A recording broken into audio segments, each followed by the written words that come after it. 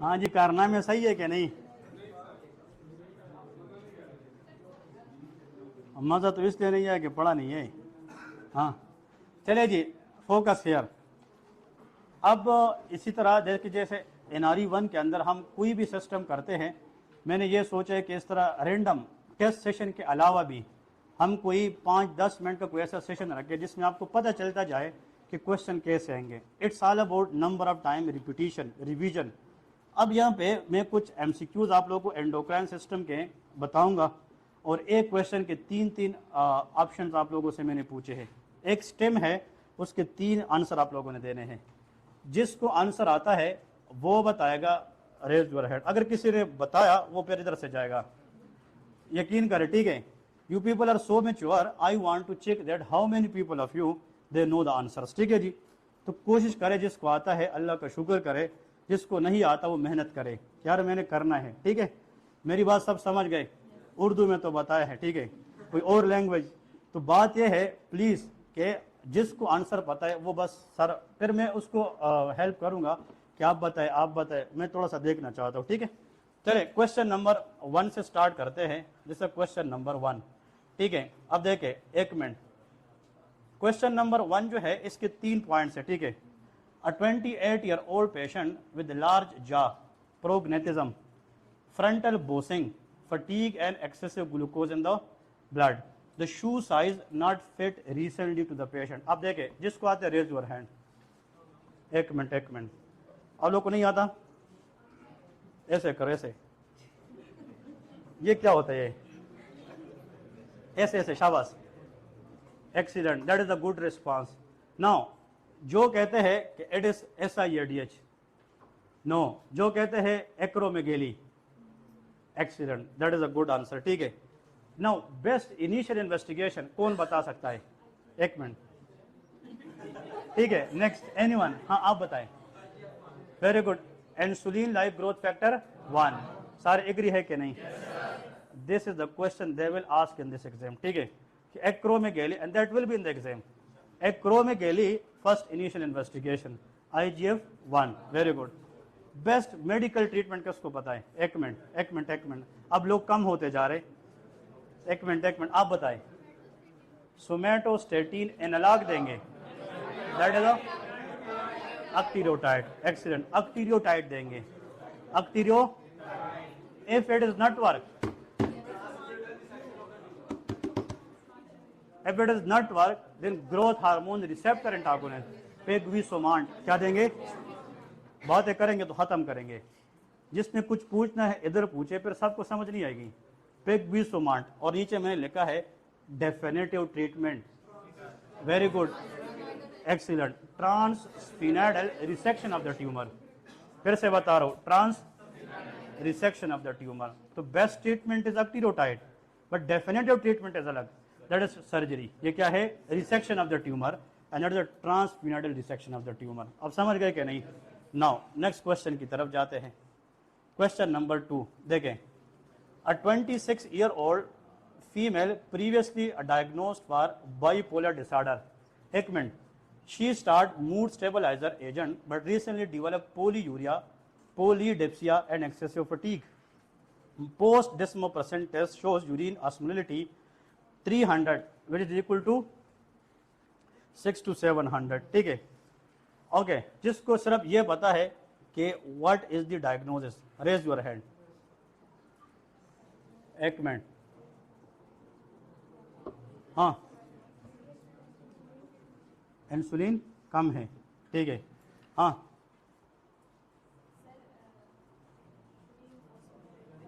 एक मिनट, कान में बताने। हाँ, क्या है?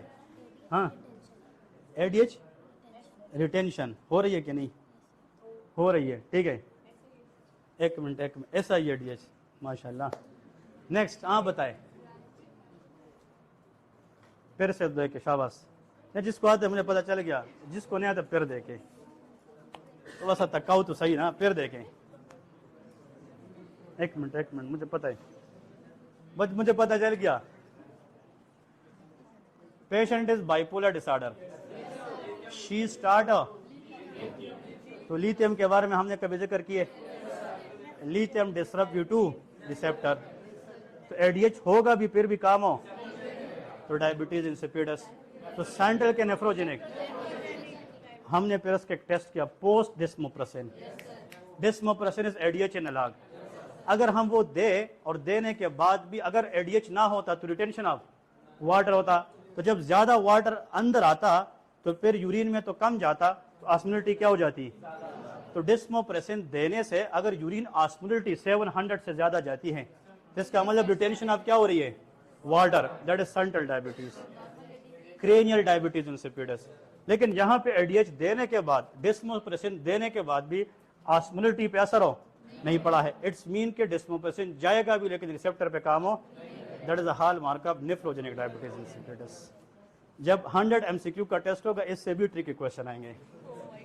This is what I told you, medicine is a logic, medicine खत्म नहीं होती। एंड आप लोग जितना भी अच्छा पढ़ के आना फिर भी पूछूंगा नहीं आएगा, समझ रहे क्या नहीं। बट जिसको अब ये नहीं आता था ना वो आज एक्सेप्ट भी कर दे कि हमने पढ़ा भी है। आप ये भी नहीं कह सकते कि आपने सर ये पढ़ा नहीं है, फिर भी आप लोग कंफ्यूज करूंगा।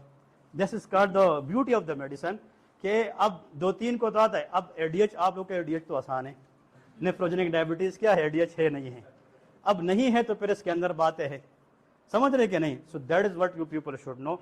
जहां पे और से सुने कि actually this is a case of nephrogenic diabetes insipidus. Most likely agent for this condition lithium, lithium is the drug. और आप लोग को बताया था हाइपोकलीमिया और हाइपरकर्सीमिया, ऐसा है कि नहीं, वो भी करा सकते हैं। Best agent for the treatment thiazide diabetic is the treatment of choice, hydrochlorothiazide, very important one. But very important, by giving hydrochlorothiazide, which thing has to be kept in the mind? Side by side. Potassium, क्योंकि वो hypo क्या कर दे और ये हाइपोकलीमिया से version होता है।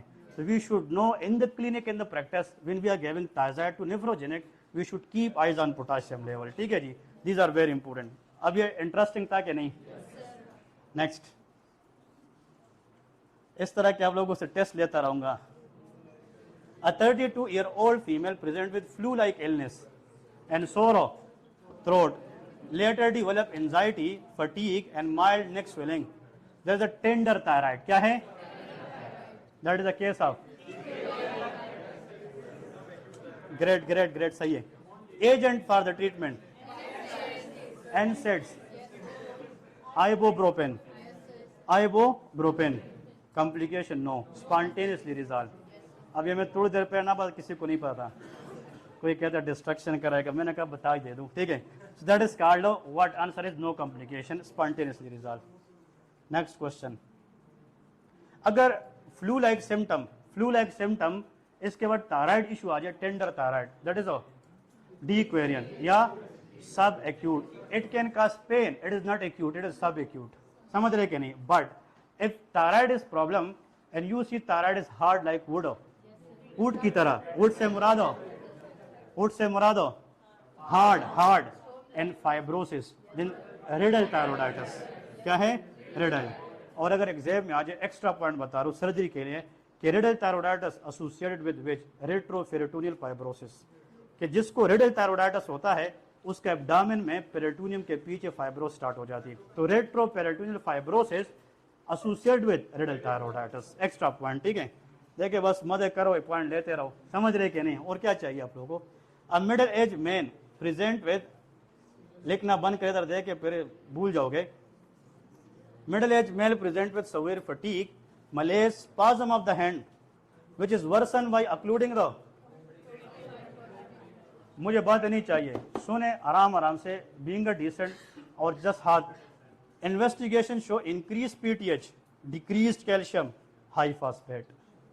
अब जिसको पता है ना वो हाथ खड़ा करे, आप बताएं। एक मिनट, हाइपोकैल्सीमिया, एक मिनट आप बताएं। हाइपोकैल्सीमिया, हाइपर, डॉक्टर साहब कैल्शियम तो कम है, हाँ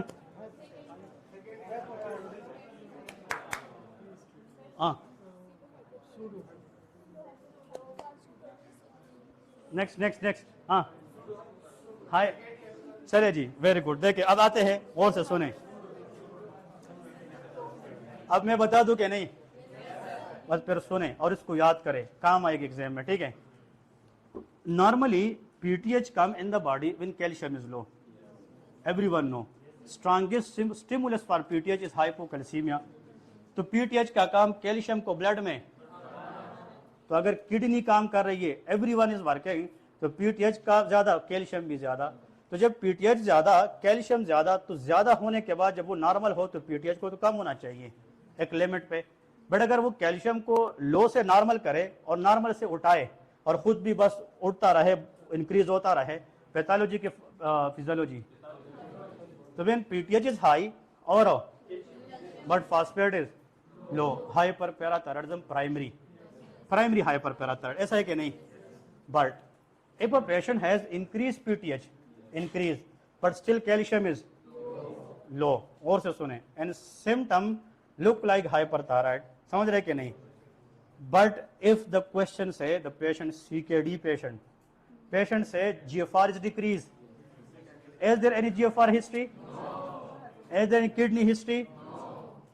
अगर वो होती तो शायद सेकेंडरी हाइपरथायरॉइडिज्म, लेकिन मैंने उसकी जिक्र करा, that is not secondary, number 1। अब और से सुने, इस बंदे में पीटीएच ज्यादा है तो जहन कहता है कि कैल्शियम भी ज्यादा, बट मे बी पीटीएच कम but not act on the receptor. PTH कम बट, इसको कहते हैं पीटीएच रिसेप्टर रेजिस्टेंस। क्या कहते हैं? PTH receptor resistance. The patient have hyperthyroid like feature, मतलब पीटीएच ज्यादा है, हाइपर, बट सिम्टम उसको किसकी आ रही है? ये मैंने ट्राउजोसाइन बताया आप लोगों को, हाइपोकैल्सीमिया। तो इसको कहते हैं कि पेशेंट में सिम्टम हाइपर के हाइपो के है, बट उसका पीटीएच लो नहीं है, तो इट इज सूडो हाइपोपैराथायरॉइडिज्म। समझ रहे कि नहीं?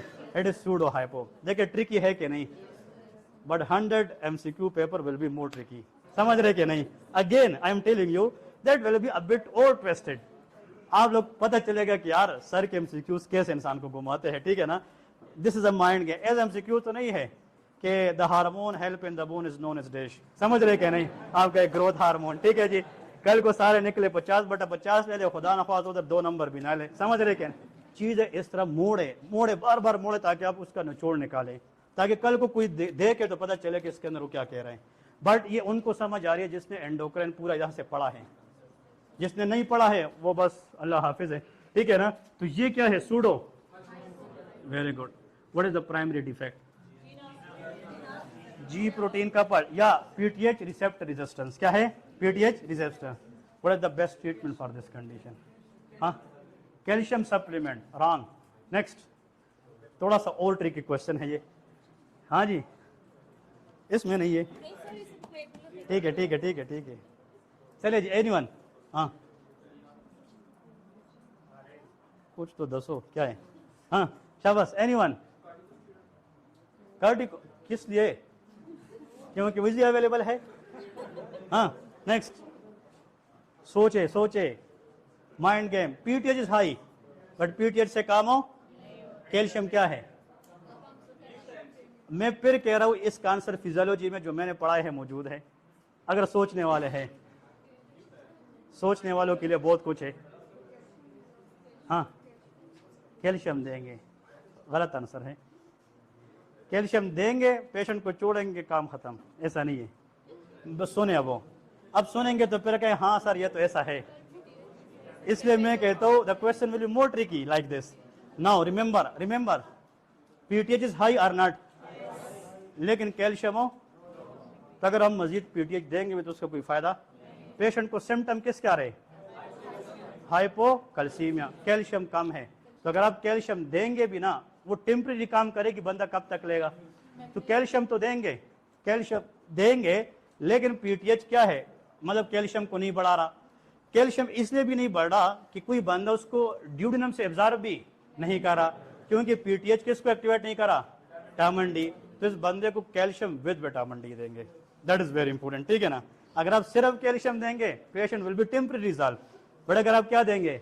Vitamin D plus calcium, patient will be resolve the symptom. अब समझ रहे कि नहीं? तो इस पेशेंट का जो ट्रीटमेंट है calcium plus vitamin D. The question will be more tricky coming, ठीक है ना। दैट इज वेरी, देखिए मजा तो आया ना कि एंडोक्राइन क्या चीज है। अब आप लोगों को मैं जेटी भी ऐसे कोई ट्विस्ट दूंगा तो आप लोगों को पता चलेगा but this is my own question, I prepared my own, कि आप लोगों का मैं माइंड चेक करूं कि आप लोग किस किस टॉपिक के अंदर जाग रहे थे और किस में नहीं जाग रहे थे, ठीक है। अब ये जो है ना, इसके बाद नेक्स्ट देखे डायग्नोज करना है। अ 42-year-old मेल प्रेजेंट, मैं बताता हूं सुने, 42-year-old male present with palpitation, sweating, he is diagnosed for atrial fibrillation, now develop fatigue, malaise, neck discomfort, thyroid scan was globally decreased, thyroid scan was decreased, hypo or hyper, hypo, so what is the diagnosis, Hashimoto or secondary? हाँ, ये question भी मैंने आप लोगों को बताया है, 15 minute explain किया है।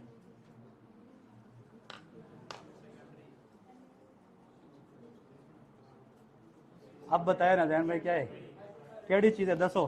हाँ हाँ, सेकेंडरी, हाँ डॉक्टर साहब, hyper, but in hyper never uptake is reduce, you can't tell hyper only by the two symptom palp. अगर मैं इधर भाग हूं, मुझे पल्प, तो मुझे हाइपर थायराइडिज्म है। हाइपर थायराइडिज्म में पल्पिटेशन होता है, but every palpitation is not hyperthyroidism, that is very important. Excellent, that is answer, clap पर हर शाबाश, सारे क्लैप करें, मैं बता रहा हूं क्या है, ये मैंने बताया है कि नहीं। The most important trick here is a patient of atrial, तो she will take anti arrhythmic, atrial flutter और atrial fibrillation type of arrhythmia, और एंटी क्या लेगी, हाँ, one of the drug is amio, तो अमायोडेरोन इंड्यूस थायराइड प्रॉब्लम पड़ा है कि नहीं, एक टाइप 1 था और एक टाइप 1 में हाइपर थायराइड सिम्टम, टाइप 2 में हाइपोथायराइड, टाइप 1 में स्कैन अपटेक क्या होता है, और टाइप 2 में it is amiodarone induce thyroid problem type 2, that is very important one. इस तरह पढ़ोगे मास्टर बन जाओगे मेडिसिन के, यार ठीक है ना। बट एक्चुअली हम क्या करते हैं, बस एक चीज पढ़ ली, बस ये है, इससे ना है तो बस सर कुसुरवार है, समझ रहे कि नहीं, ये हमने पढ़ा है कि नहीं पढ़ा है। They required some thinking, they required some सोच, यार ये कैसे मैं इंटरप्रेट करूं। सो इसका आंसर बताए, अमायोडेरोन इंड्यूस, इसको कहते हैं डिस्ट्रक्टिव थायराइडाइटिस, क्या कहते हैं, डिस्ट्रक्टिव। और इसमें thyroid scan most agent responsible amiodarone, amiodarone can cause thyroid problem, it में भी हाइपर और इट में भी हाइपो। अगर आप लोग याद करें ना पुराना जमाना, ठीक है, तो हमने कहा था अगर थायराइड के अंदर पहले से कोई तो पैथोलॉजी है, तो अमायोडेरोन जाके उसका T3 T4 और भी प्री एग्जिस्टिंग इलनेस में बढ़ाता है, बट अगर पहले से पैथोलॉजी नहीं है तो उसको डिस्ट्रॉय करता है। तो बढ़ाने वाला टाइप 1 है, उसमें एंटी थायराइड मेडिकेशन देते थे, याद है कि नहीं, और डिस्ट्रक्टिव के अंदर कार्टिकोस्टेरॉइड देते हैं, तो answer will be corticosteroid, the treatment of choice. So next question, मजा अभी आ रहा है कि नहीं, आज आप लोग जाग रहे, आज पता चला in how much water you people are, ठीक है। चले जी, a 20-year-old male brought, लेकिन खुद से आंसर सोचे, ये और भी ट्रिकी है।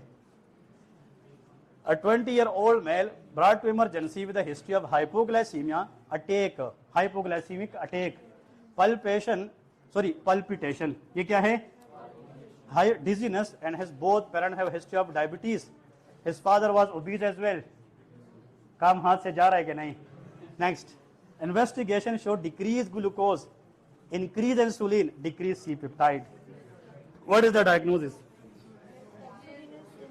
हाँ, एक मिनट, एक्सोजीनियस इंसुलिन, हाँ, जो कहते हैं कि एक्सोजीनियस इंसुलिन, अब मुझे दिखने चाहिए लोग, हाँ। नेक्स्ट, शाबाश, मुझे पता होना चाहिए कौन कौन कह रहे एक्सोजीनियस इंसुलिन, मेरे हाल में 50-50। चले जी, आप लोगों के लिए मैं पॉइंट बता रहा हूं, अभी आ रहा हूं आप लोगों की तरफ। जो कहते हैं, कोई और आंसर किसी के जहन में है, जो कहते हैं इंसुलिनोमा, हाँ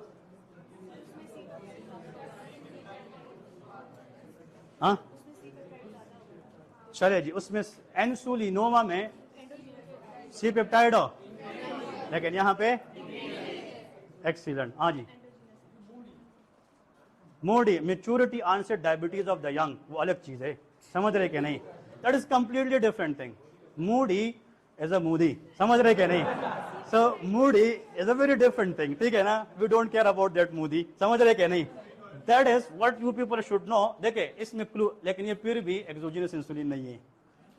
यही तो पॉइंट मैं समझा रहा हूं। आज मैं आप लोगों को ना औकात दिखा रहा हूं स्टडी की, कि स्टडी क्या होती है, और आप लोग जो खुद से बहुत सच, ये जाकर जो बंदा जिधर से भी पढ़ता है इसके ऊपर अप्लाई करें, वो कहेगा तुमने यार क्या क्या है ये, ठीक है ना, नो बडी विल आंसर। ये ना सोचे कि हमें नहीं यार, क्योंकि ये सारी गेम है माइंड की। अब मैं समझाऊंगा तो that will be easy. Now देखें, एक पॉइंट की तरफ आ रहे, और से सुने। आप लोगों ने ये आंसर दिया कि it may be, very good, ठीक है, एक्सीलेंट।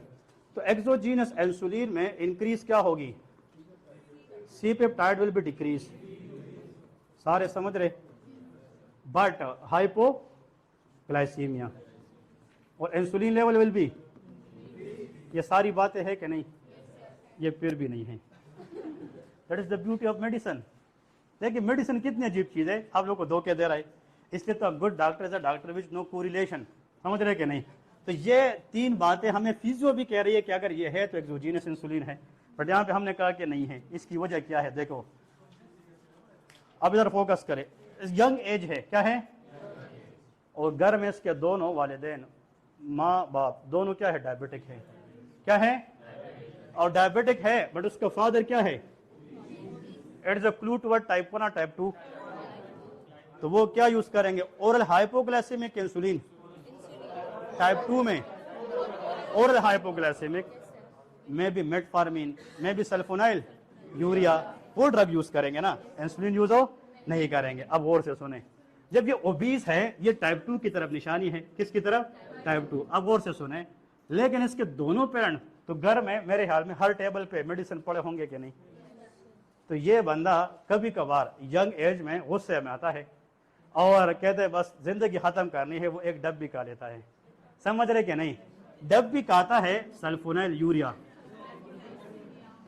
किस चीज की, सल्फोनाइल यूरिया।